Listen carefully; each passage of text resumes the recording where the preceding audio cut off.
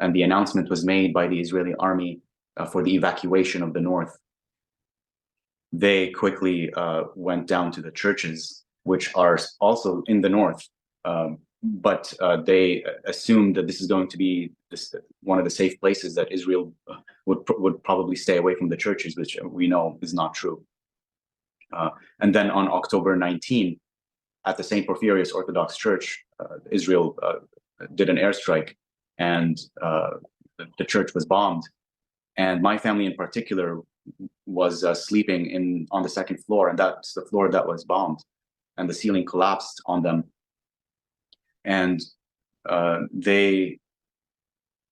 when they got up, they found out that 18 people were killed, and that included my cousin.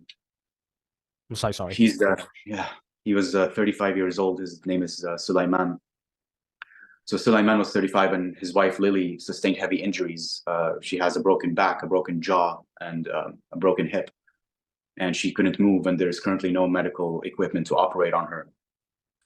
And then when the people came to pull him out of the rubble, he was still holding on to his son. Now, they have two little boys, I believe 5 and 6 years old, and he was holding on to one of his sons.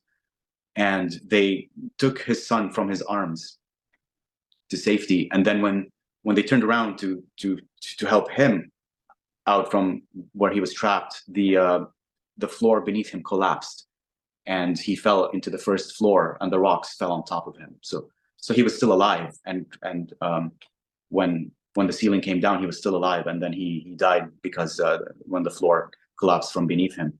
I have a hard time imagining what his son might go through, and the trauma that he's going to have to deal with now and when he gets older, potentially, if he was conscious and saw his father perish in that way, plunging to his death.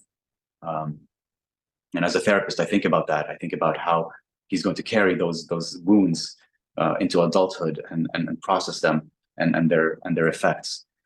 So that's Sulaiman's story. And 17 other people were killed in that attack. Mm-hmm.